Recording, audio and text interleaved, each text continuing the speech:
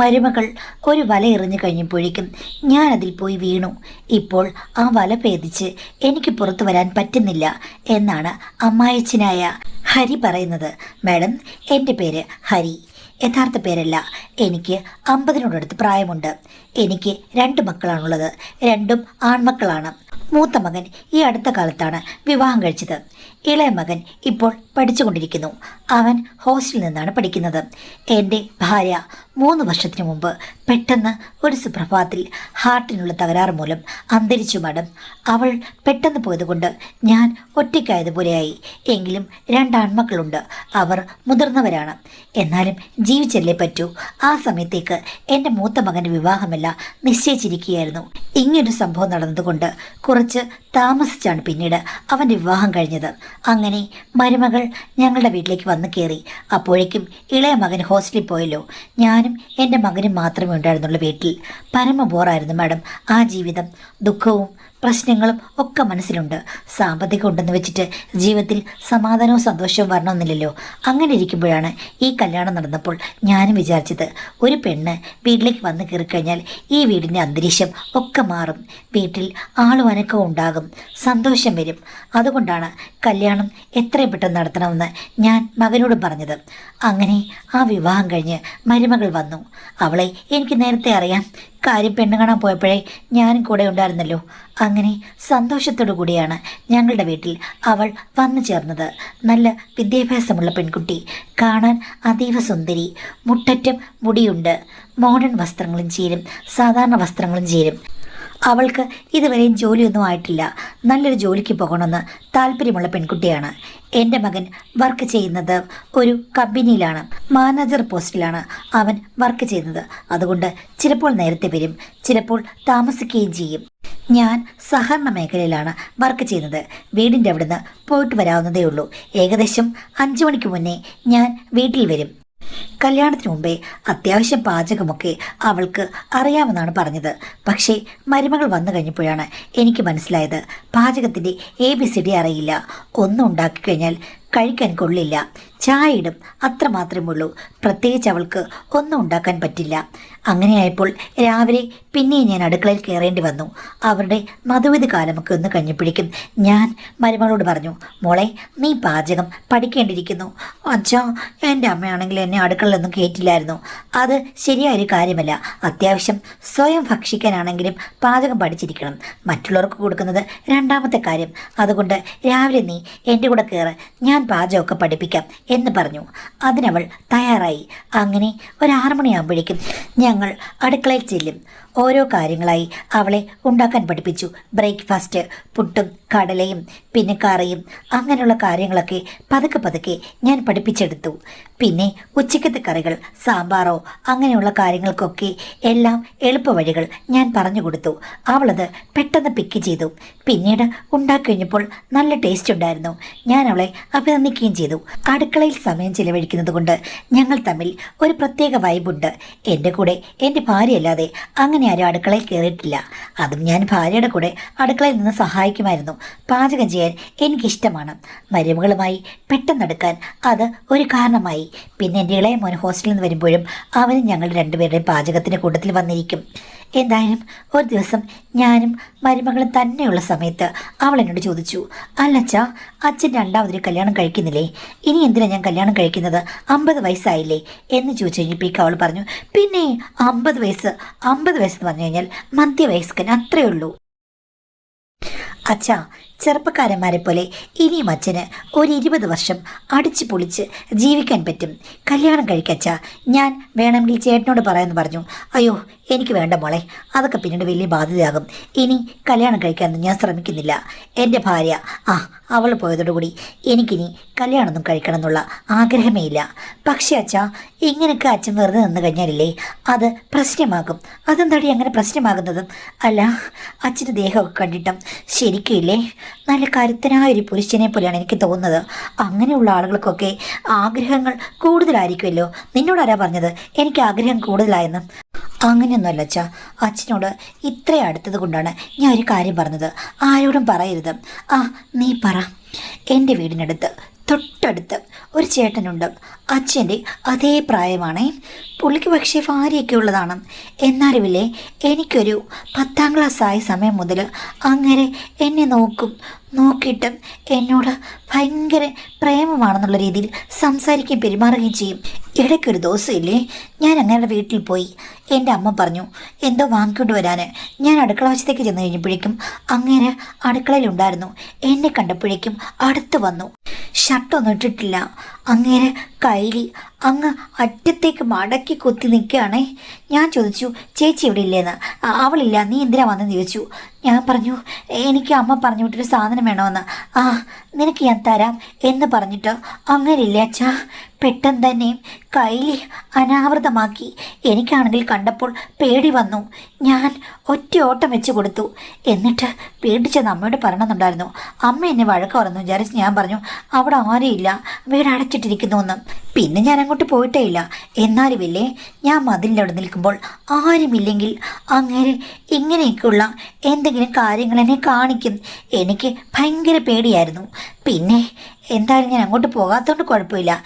ഇപ്പം പോയാലും അങ്ങയുടെ സ്വഭാവം ശരിയാകുമെന്ന് എനിക്ക് തോന്നുന്നില്ല അച്ഛാ. അങ്ങനെ ഇത് ആവർത്തിക്കും. നീ എന്തിനാണ് അത് സഹിച്ചുകൊണ്ട് നിന്നേ? നിനക്ക് അമ്മയോടോ വീട്ടുകാരോടോ നാട്ടുകാരോടോ ആരുടെങ്കിലും പറയാൻ മേലായിരുന്നോ? അവനെ അവർ കൈകാര്യം ചെയ്യുമല്ലോ. എനിക്ക് വല്ലാത്ത പേടിയായിരുന്നു അച്ഛാ. അല്ല അതൊക്കെ പോട്ടെ, ആ കഥയും ഞാനും തമ്മിൽ എന്താ ബന്ധം? അയാളെപ്പോലെയാണോ ഞാൻ? എൻ്റെ കയ്യിൽ അങ്ങനെയുള്ള വൃത്തികളുടെ സ്വഭാവമൊന്നുമില്ല അച്ഛാ. അതൊന്നും അല്ല ഞാൻ ഉദ്ദേശിച്ചത്. പിന്നെ നീ എന്താ ഉദ്ദേശിച്ചത്? അല്ല, എന്നാലും അച്ഛൻ്റെ പ്രായമല്ലേ ഇപ്പോഴും അങ്ങേർക്ക് ഭാര്യ ഉണ്ടായിട്ടും അങ്ങനെ ഭയങ്കര ആക്റ്റീവാണല്ലോ. ഇങ്ങനെയൊക്കെയുള്ള കാര്യങ്ങൾ കാണിച്ചുകൊണ്ട് നടക്കുകയല്ലേ. അതുകൊണ്ട് ഞാൻ പറഞ്ഞതാണ്, എല്ലാ പുരുഷന്മാർക്കും ഈ 50 വയസ്സായെന്ന് വെച്ചിട്ടും എല്ലാം ഒന്നും സ്റ്റോപ്പ് ആകില്ലല്ലോ. അപ്പം അച്ഛനും സ്റ്റോപ്പായി കാണില്ല. ഞാൻ ഉദ്ദേശിച്ചത് എന്താണെന്ന് വെച്ച് കഴിഞ്ഞാൽ 50 വയസ്സായെന്ന് വെച്ചിട്ട് ആണിൻ്റെ ആഗ്രഹങ്ങളൊന്നും ഒരിക്കലും തീരില്ല. അതിൻ്റെ ഒരു അനുഭവമല്ലേ ഞാൻ അനുഭവിച്ചത്. എന്തായാലും അയാളെപ്പോലെ എനിക്ക് മനസ്സൊന്നുമില്ല. എൻ്റെ മനസ്സ് നല്ല കൺട്രോളാണ്. പിന്നെ എനിക്കൊട്ട് ആഗ്രഹങ്ങളുമില്ല. എന്നാലും നീ അയാളെ താരതമ്യം ചെയ്ത് എന്നെ പറഞ്ഞല്ലോ. അങ്ങനൊന്നും അല്ല അച്ഛാ.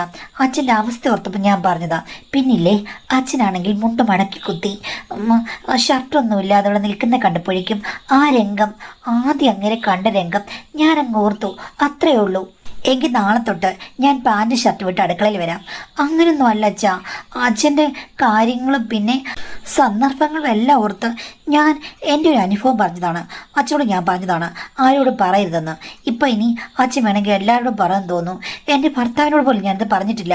അച്ഛനോടുള്ള വിശ്വാസം കൊണ്ടാണ് ഞാൻ ഈ കഥകളൊക്കെ പറഞ്ഞത്.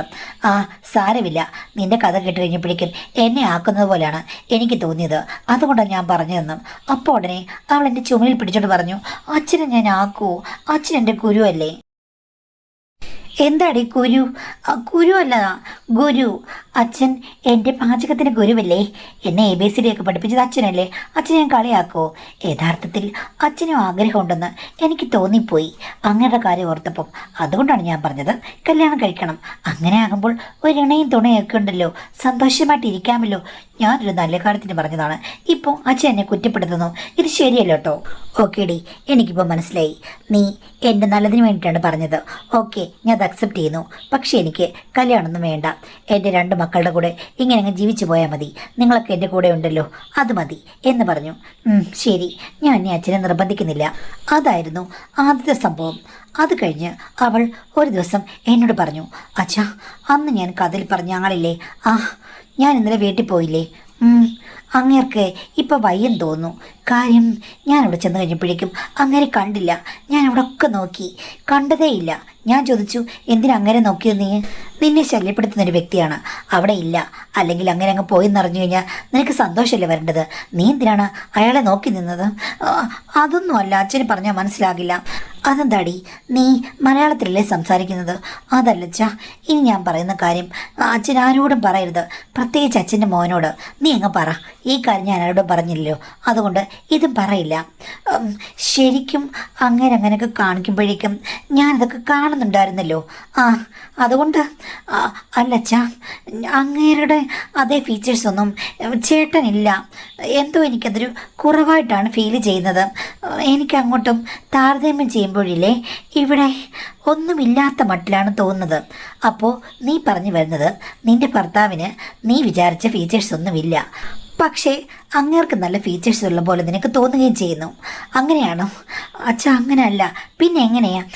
അതല്ല, ഇപ്പോൾ ഞാൻ ആദ്യമായിട്ടിങ്ങനെ അനലൈസ് ചെയ്ത് കണ്ടിട്ടുള്ള ആൾ അങ്ങനെയല്ലേ?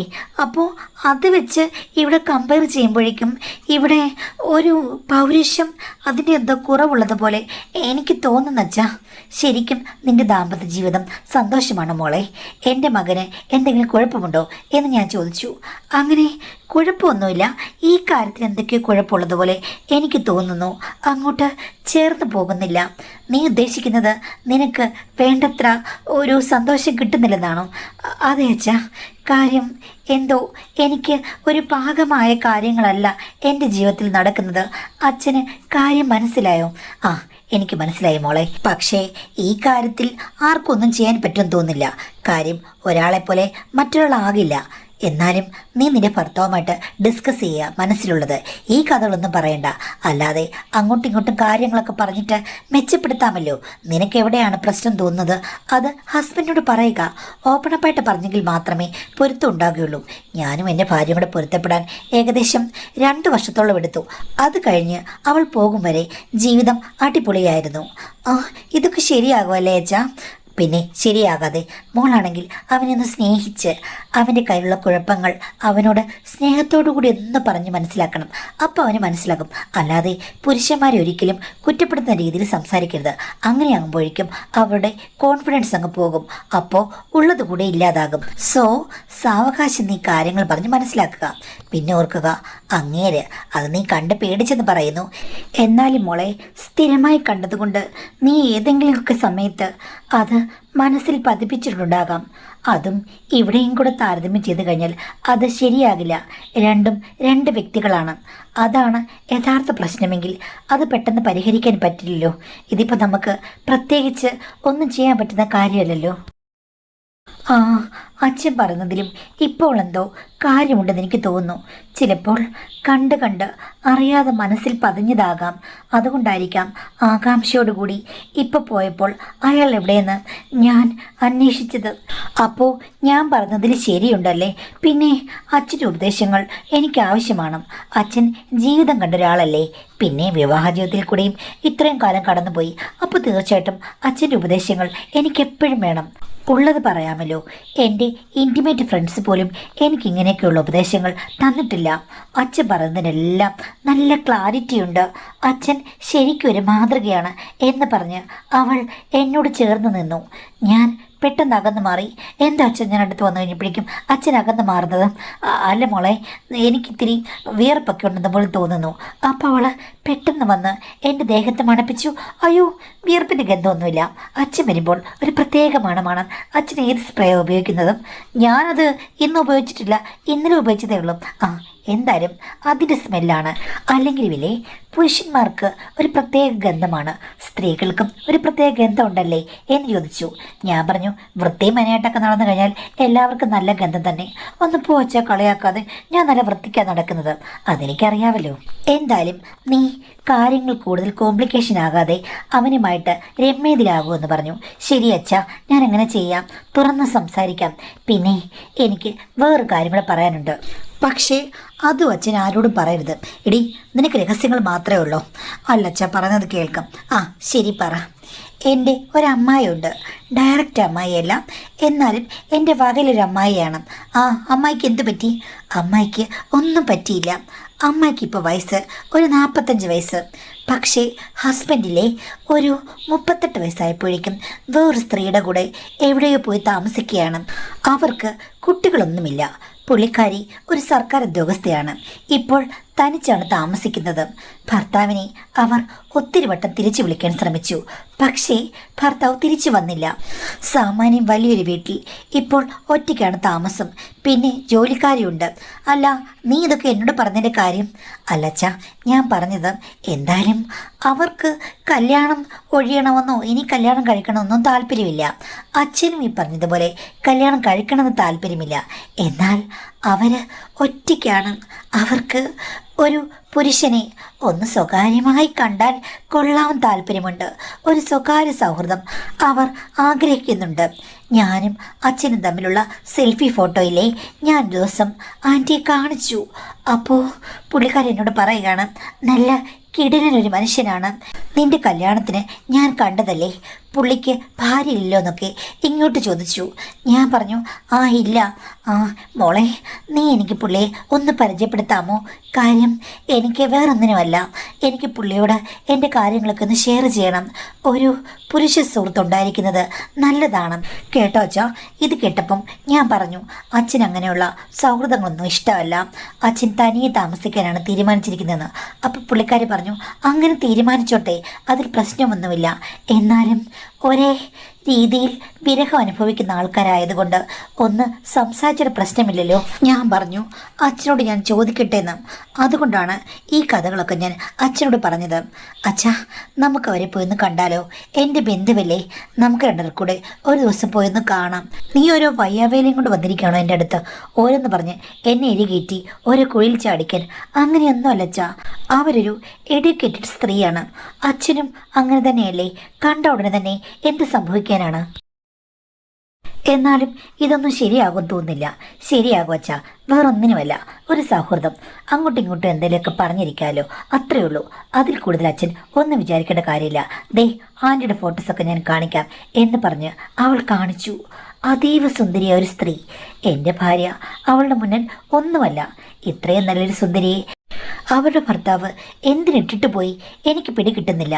എന്തായാലും ഫോട്ടോ ഒക്കെ കഴിഞ്ഞപ്പോഴേക്കും എനിക്കൊരു ഇൻട്രസ്റ്റായി. ഞാൻ പറഞ്ഞു, ആ നിന്റെ നിർബന്ധമല്ലേ, നമുക്കൊന്ന് പോയി കാണാമെന്ന്. അങ്ങനെ 2 ആഴ്ച കഴിഞ്ഞപ്പോഴേക്കും ഒരവധി ദിവസം എൻ്റെ മകന് വർക്കുണ്ടായിരുന്നു. ഞങ്ങൾ രണ്ടുപേരും കൂടി പോയി അവരുടെ വീട്ടിൽ ഒരു സന്ദർശനം നടത്തി. അവർ എന്നെ കണ്ട മാത്രമേ, അയ്യോ ഞാൻ മോളോട് പറഞ്ഞിരുന്നു ചേട്ടൻ്റെ നമ്പർ ഒന്ന് വേണമെന്ന് സംസാരിക്കാൻ വേണ്ടിയിട്ടായിരുന്നു, മോൾ ഇങ്ങോട്ട് കൊണ്ടുവന്നു, വളരെ സന്തോഷമായി. എന്താ വേണ്ടത്? ഞാൻ എന്ത് ചെയ്യണം? എന്ത് ഒരുക്കി തരണം? എനിക്കറിയില്ല. ഇവിടെ നിൽക്കൂ പ്ലീസ്, ഉച്ചയ്ക്ക് ഊണ് കഴിച്ചിട്ട് പോയാൽ മതി എന്നൊക്കെ പറഞ്ഞ് അവർ വെപ്രാളപ്പെട്ടു. എൻ്റെ ഒരു ആരാധികയെ പോലെയാണ് അവർ സംസാരിച്ചത്. എനിക്കും വല്ലാത്തൊരു കൗതുകം തോന്നി. എന്തായാലും അവർ ഊണ് തന്നിട്ടാണ് വിട്ടത്. നല്ല അസൽ ചാപ്പാട്. അപ്പോൾ മരുമകൾ പറഞ്ഞു, ദേ നിങ്ങൾ രണ്ടുപേരും കൂടി ഒന്ന് സംസാരിക്കേ, ഞാൻ അപ്പുറത്ത് എൻ്റെ അമ്മാവിൻ്റെ വീടുണ്ടല്ലോ, അവിടെ വരെ ഒന്ന് പോയിട്ട് വരട്ടെ എന്ന് പറഞ്ഞു. മോളെ നീ ഇവിടെ ഇരിക്കാൻ. ഏയ് നിങ്ങൾ സംസാരിക്കൂ, ബി സേഫ്, ഒരു പ്രശ്നവും ഇല്ല അച്ഛാ എന്ന് പറഞ്ഞിട്ട് പോയി. അപ്പോഴേക്കും അവർ വന്ന് എൻ്റെ അടുത്തിരുന്നു. ചേട്ടനെ ആദ്യം കണ്ടപ്പോഴേ എനിക്ക് ഒത്തിരി ഇഷ്ടമായി. എൻ്റെ മനസ്സിലുള്ള ഒരു പുരുഷൻ്റെ രൂപമാണ്. എൻ്റെ ഭർത്താവിൻ്റെ ഫോട്ടോ ഞാൻ കാണിക്കാം. എല്ലാവരും എന്നെ സുന്ദരി എന്ന് വിളിക്കുന്നു, പക്ഷേ സൗന്ദര്യമുള്ളൊരു പുരുഷനെയല്ല എനിക്ക് കിട്ടിയത്. എങ്കിലും അയാളെ ഞാൻ ആത്മാർത്ഥമായി സ്നേഹിച്ചു, കൂടെ നിന്നു. പക്ഷേ എനിക്ക് കുട്ടികളില്ല എന്നുള്ള കാരണത്താൽ അയാളെന്നെ വിട്ടിട്ട് പോയി. ആഗ്രഹമുണ്ടെങ്കിലും ഒരു പുരുഷനെ കണ്ടപ്പോഴും എനിക്ക് ഒരു ഫീലിങ്സ് തോന്നിയിട്ടില്ല. പക്ഷേ മോടെ കല്യാണത്തിന് ചേട്ടനെ കണ്ടപ്പോൾ എന്തോ എനിക്ക് പറയാൻ പറ്റാത്ത ഒരിഷ്ടം തോന്നി. പിന്നെ മോളോട് വരുമ്പോഴേക്കും ഓരോ കാര്യങ്ങൾ പറഞ്ഞ് വർണ്ണിക്കുമ്പോൾ അടുക്കളയിൽ നിൽക്കുന്ന ഫോട്ടോ ഒക്കെ അയച്ചു തന്നു കഴിഞ്ഞപ്പോഴേക്കും എനിക്ക് ഒത്തിരി ഇഷ്ടമായി. ചേട്ടൻ തെറ്റിദ്ധരിക്കരുത്, ചേട്ടൻ്റെ ജീവിതത്തിൽ ഞാനൊരു ശല്യമാകില്ല. എന്നെ വിവാഹം കഴിക്കണമെന്ന് ഒന്നും ഞാൻ പറയുന്നില്ല. എനിക്കൊരു സ്നേഹം, എനിക്കൊരു സൗഹൃദം അത് തരില്ലേ ചേട്ടാ എന്ന് പറഞ്ഞ് അവൾ ചേർന്നിരുന്നു. അപ്പോൾ എനിക്കൊന്നും പറയാൻ പറ്റിയില്ല. അവൾ എൻ്റെ താടിയിലൂടെയും എൻ്റെ മീശയിലൂടെയും കൈയോടിച്ചു. എന്നിട്ട് ചേർന്നിരുന്നു. ഷർട്ടിൻ്റെ ബട്ടണുകളിൽ അവൾ പരതി. എനിക്ക് ഒന്നും ചെയ്യാൻ പറ്റുന്നില്ല. അവരുടെ കൈകൾ ഇഴഞ്ഞിഴഞ്ഞ് നീങ്ങിക്കഴിഞ്ഞപ്പോഴേക്കും ഞാൻ പറഞ്ഞു, ഇത് ശരിയാകില്ല, നമുക്ക് ജസ്റ്റ് സൗഹൃദം മെയിൻറ്റെയിൻ ചെയ്യാവുന്ന. അപ്പോൾ അവർ പറഞ്ഞു, ശരിയാകും, എല്ലാം ശരിയാകും. ചേട്ടന് ദുഃഖത്തിൽ നിന്നുവരെയും മോചനമുണ്ടായിട്ടില്ല, അതുകൊണ്ടാണ് ഞാൻ ശരിയാക്കിത്തരാം എന്ന് പറഞ്ഞ് അവരുടെ കൈകൾ നീളുമ്പോൾ എനിക്കത് നിഷേധിക്കാൻ പറ്റില്ല. പുരുഷന്മാരുടെ ബേസിക് സ്വഭാവം അങ്ങനെയാണെന്ന് എനിക്ക് തോന്നുന്നു. അതെല്ലാം പിന്നീടൊരിക്കലാകാം. മോളിപ്പോൾ വരുമെന്ന് പറഞ്ഞപ്പോഴേക്കും മോളിനി 1.5 മണിക്കൂറൊക്കെ ഇങ്ങോട്ട് വരികയില്ല എന്നോട് പറഞ്ഞിരുന്നു. അച്ഛൻ സമ്മതിക്കുകയാണെങ്കിൽ എല്ലാം ഓക്കെ. പ്ലീസ് ചേട്ടാ, ഒരു 20 മിനിറ്റ്, അരമണിക്കൂർ. കാര്യം വർഷങ്ങളായി ഞാൻ വെറുതെ കാത്തിരിക്കുകയാണ്. ഇന്നെങ്കിലും എൻ്റെ പൂന്തോട്ടത്തിൽ ഒരു പൂ വിരിക്കണം, എൻ്റെ ആഗ്രഹമാണ്. ഒന്നും പറയണ്ട, ഞാൻ ഒരു പ്രശ്നവും ഉണ്ടാക്കില്ല. ചേട്ടൻ പേടിക്കേണ്ട കാര്യമില്ല. റിലാക്സ് ആകൂ, റിലാക്സ് ആകൂ. ഒരു സ്ത്രീ വിചാരിച്ചാൽ എന്താ ഇത്ര പ്രോബ്ലം? അവൾക്ക് എല്ലാം നേടിയെടുക്കാൻ വളരെ കുറച്ച് സമയങ്ങളെ വേണ്ടി വന്നുള്ളൂ. ഞാനും ഒരു നീണ്ട ഗ്യാപ്പിലായിരുന്നല്ലോ. ചോലമലയിൽ അന്ന് തുള്ളിച്ചാട്ടമായിരുന്നു. അണ പൊട്ടിയൊഴുകിയ വെള്ളം, പെരുവെള്ളം അന്ന് കാടകം മുഴുവനും നിറഞ്ഞു കവിഞ്ഞൊഴുകി. ആദ്യത്തെ സന്ദർശനം പെട്ടെന്ന് അവസാനിച്ചെങ്കിലും പിന്നെ അവരെൻ്റെ മനസ്സിൽ ഇടം പിടിക്കുകയായിരുന്നു. മകൾ 1 മണിക്കൂർ കഴിഞ്ഞപ്പോഴാണ് വന്നത്. അവൾ അപ്പോഴേക്കും കള്ളച്ചിരി കൊണ്ട് എന്നെ നോക്കിയിട്ട് പറഞ്ഞു, എനിക്കറിയാമായിരുന്നു അച്ഛൻ അങ്ങനെ വലിയ പുണ്യാളനൊന്നും അല്ലെന്നും. ഞാൻ പറഞ്ഞു, പോടി, എന്നെ കൊണ്ട് നീ കൂട്ടിലാക്കിയ പോലെ ആയല്ലോ എന്നും. അതിനെന്താ അച്ഛാ, നന്നായില്ലേ എന്ന് പറഞ്ഞു. ഒന്ന് കഴിഞ്ഞാൽ പിന്നെ എല്ലാറ്റിനും ഒരു ലൈസൻസ് ആണല്ലോ. അങ്ങനെ മരുമകൾ ഞാനും കൂടാണ് എല്ലാ സമയത്തും അവിടെ പോവുക. ഒരിക്കലും ഞാൻ തനിച്ച് പോയിട്ടില്ല. അവൾ പറഞ്ഞത് അവൾ കൂടി വരുന്നത് സേഫ് ആണെന്നാണ്. അങ്ങനെ 3ാമത്തെ വട്ടം പോയി കഴിഞ്ഞപ്പോഴേക്കും അവിടെ സുന്ദരനായ ഒരു ചെറുപ്പക്കാരനും ഉണ്ടായിരുന്നു. മരുമകൾ എന്നോട് പറഞ്ഞു, അച്ഛാ, ഇയാളെ വിവാഹം കഴിക്കണമെന്നായിരുന്നു എനിക്ക് താല്പര്യം. പക്ഷേ വിധി വൈപരീത്യം കൊണ്ട് നടന്നില്ല. വീട്ടുകാർക്കും ഇഷ്ടമായിരുന്നില്ല, അദ്ദേഹത്തിൻ്റെ വീട്ടുകാർക്കും ഇഷ്ടമല്ല. എൻ്റെ ജീവിതത്തിൽ ഞാൻ എന്തെങ്കിലും ഒരു സന്തോഷം അനുഭവിക്കട്ടെ. അച്ഛൻ്റേതായ മേഖലയിലേക്ക് കടക്കൂ, ഞാൻ ഇപ്പുറത്തെ മുറിയിൽ കാണുമെന്ന് പറഞ്ഞു. ആ സമയത്ത് എനിക്കൊന്നും പറയാൻ പറ്റിയില്ല. അവർക്ക് അവരുടെ ലോകം, ഇപ്പുറത്ത് എൻ്റെ ലോകം എന്നുള്ള മട്ടായി. അങ്ങനെ പലതവണ ഇത്തരം കാര്യങ്ങൾ ആവർത്തിച്ചു. പക്ഷേ പിന്നീട് ഒരു ദിവസം ചെന്ന് കഴിഞ്ഞപ്പോഴേക്കും ആ ചെറുപ്പക്കാരൻ്റെ സ്ഥാനത്ത് വേറൊരാളായിരുന്നു. അപ്പോൾ എൻ്റെ മരുമകൾ പറയുകയാണ്, ഞാൻ ഒഴിവാക്കാതെ മോഹിച്ചു പോയ ഒരാളാണ്. ഇദ്ദേഹത്തിൻ്റെ സൗന്ദര്യം എനിക്ക് ഒത്തിരി ഇഷ്ടമാണ്. അച്ഛാ, പ്ലീസ്, നമുക്ക് ഇതൊക്കെ ഒരു രസത്തിലെടുക്കാം, ഒരു അണ്ടർസ്റ്റാൻഡിങ്ങിൽ നിന്ന്. അപ്പോഴും എനിക്കൊന്നും പറയാൻ പറ്റിയില്ല. കാര്യം ഞാനും ഈ ലൂപ്പിൽ പെട്ടുപോയല്ലോ. പിന്നെയാണ് എനിക്ക് മനസ്സിലായത് കാര്യം. എന്നെ വിളിച്ചുകൊണ്ട് പോകുമ്പോഴൊക്കെ മരുമകൾക്ക് പല സൗഹൃദങ്ങളും പല രസങ്ങളും അവിടെ അനുഭവിക്കാൻ വേണ്ടിയായിരുന്നു ഈ ഒരു സെറ്റപ്പ്. പിന്നെ മറ്റു സ്ത്രീയാണെങ്കിലും അതിന് സപ്പോർട്ടാണ്. അവരെന്നെ സാന്ത്വനിപ്പിച്ചു, ചേട്ടനത് ശ്രദ്ധിക്കാൻ പോണ്ട, പിള്ളേരല്ലേ, അവരുടെ ആഗ്രഹങ്ങൾ നടക്കട്ടെ, നമുക്ക് നമ്മുടെ കാര്യമെന്ന്. ഒരു കണക്കിന് നോക്കുമ്പോൾ അങ്ങനെ ഞാൻ വിചാരിക്കേണ്ടതാണ്. പക്ഷേ ഇതിനിടയ്ക്ക് മരുമകൾ എന്നോട് ആവശ്യപ്പെടാൻ തുടങ്ങി. എന്തായാലും അച്ഛൻ എൻ്റെ കൂടെ സഹയാത്ര ചെയ്യുകയല്ലേ, അങ്ങനെ ആൻറ്റി മാത്രം രസിച്ചാൽ മതിയോ? എനിക്കും പുതിയ രസങ്ങൾ തേടിപ്പോകണമെന്ന്. ഞാൻ പറഞ്ഞു, മോളെ, നിനക്ക് ഇത്രയും സൗഹൃദങ്ങളുണ്ട്, അതിനിടയ്ക്ക് ഞാനെന്തിനാണ് വരുന്നതെന്ന്. അപ്പോൾ അവൾ പറയുകയാണ്, അങ്ങനെ എൻ്റെ സർക്കിളിലുള്ള ആരെയും ഞാൻ വെറുതെ വിടില്ല അച്ഛാ. വെറുതെ എന്തിനാ അച്ഛൻ മസിൽ പിടിക്കുന്നത്? എൻ്റെ അടുത്ത് മസിൽ പിടിച്ചിട്ട് ഇനി ഒരു കാര്യമില്ല. ഈ മസിൽമാനെ ഞാൻ സ്വന്തമാക്കുമെന്ന് പറഞ്ഞ് അവൾ അകത്തേക്ക് കയറി വരികയായിരുന്നു. പിന്നെ എന്ത് ചെയ്യാനാണ്, എല്ലാം മാനേജ് ചെയ്ത് കൊണ്ടുപോയല്ലേ പറ്റുകയുള്ളൂ. ഇപ്പോൾ സത്യം പറഞ്ഞു കഴിഞ്ഞാൽ എനിക്കൊട്ടും വിശ്രമമില്ല. അവിടെയും മാനേജ് ചെയ്യണം, ഇവിടെ മകൻ പോയി കഴിഞ്ഞാൽ പിന്നെ ഇവളുടെ കാര്യങ്ങളും മാനേജ് ചെയ്യണം. പിന്നെ ഇടയ്ക്ക് അവളുടെ ഒത്തിരി സൗഹൃദങ്ങളും. ശരിക്കും എൻ്റെ മകന് കിട്ടിയിരിക്കുന്നത് ഒരിക്കലും നല്ലൊരു ഭാര്യയായി നിൽക്കാൻ പറ്റാത്തൊരു പെണ്ണിനെയാണ്. പക്ഷേ എനിക്കതൊട്ട് പ്രതികരിക്കാനും പറ്റുന്നില്ല. അവൾ എന്നെയും ട്രാപ്പിലാക്കി അവളുടെ ആഗ്രഹങ്ങൾ തുടരുന്നു. മാഡം, ഇങ്ങനെയൊക്കെയാണെങ്കിലും അവൾക്ക് ഒരബദ്ധവും സംഭവിക്കുന്നില്ല. എനിക്ക് തോന്നുന്നത് അവൾക്ക് കുട്ടികളൊന്നും ഉണ്ടാക്കാനുള്ള ആഗ്രഹങ്ങളില്ല. ഡോക്ടർമാരെ കണ്ട് നേരത്തെ എന്തെങ്കിലും സെറ്റപ്പ് ഉണ്ടോയെന്നും എനിക്കറിയില്ല. ഞാൻ ചോദിച്ചപ്പോൾ ഒന്നുമില്ലെന്ന് പറഞ്ഞു. പക്ഷേ എന്നാലും ഇത്രയും പങ്കാളികളുള്ളപ്പോൾ അവൾ പ്രത്യേകിച്ച് ഒരു സുരക്ഷിതമായ കാര്യങ്ങൾക്കും നിൽക്കുന്നുമില്ല. എല്ലാം ഒരു മിറക്കിള പോലെ തോന്നുകയാണ്. ഇനി എന്തെങ്കിലും കുഴപ്പമുള്ള പെൺകുട്ടിയാണോ എന്നും എനിക്കറിയില്ല. എന്തായാലും സുന്ദരിയാണ്, ആക്റ്റീവാണ്. മാഡം, ഞാൻ ഈ കഥ ഷെയർ ചെയ്യുന്നത് എല്ലാവർക്കും ഒരു പാഠമാകാൻ വേണ്ടിയിട്ടാണ്. അതിബുദ്ധിക്കാരിയും അതിനൃത്തക്കാരിയുമായ ഒരു മരുമകളുടെ കയ്യിൽ അകപ്പെട്ടു പോയ അമ്മായിച്ചൻ്റെ കഥയാണ് നിങ്ങൾ കേട്ടത്. ഇതിൽ നിന്ന് നിങ്ങൾക്ക് എന്ത് പാഠമാണ് പഠിക്കാനുള്ളതെന്ന് നിങ്ങൾ തന്നെ പറയുക. പക്ഷേ ഒരു കാര്യത്തിനകത്ത് റിസ്ക് ഉണ്ട്, ഒത്തിരി പാർട്ട്നേഴ്സ് ഉണ്ട്, അവിടെ പ്രത്യേകിച്ച് ഒരു സുരക്ഷയും നോക്കുന്നില്ല. അപ്പോൾ തീർച്ചയായിട്ടും അമ്മായിച്ചനെ ശ്രദ്ധിക്കണം എന്നുള്ളത് കാര്യം. പിന്നെ ഈ പറഞ്ഞ പോലെ അവളെ ചുറ്റിപ്പറ്റി വേറെ എന്തെങ്കിലും രഹസ്യങ്ങളുണ്ടോ എന്നൊന്നും നിങ്ങളോട് പറയുന്നുമില്ല, നിങ്ങൾക്കൊട്ട് അറിയുകയില്ല, ചോദിച്ചാലും പറയില്ല. അപ്പം ദുരൂഹതയുള്ള ബന്ധങ്ങൾക്ക് എപ്പോഴും റിസ്ക് ഉണ്ടാകുമെന്ന് സ്വയം മനസ്സിലാകുമല്ലോ.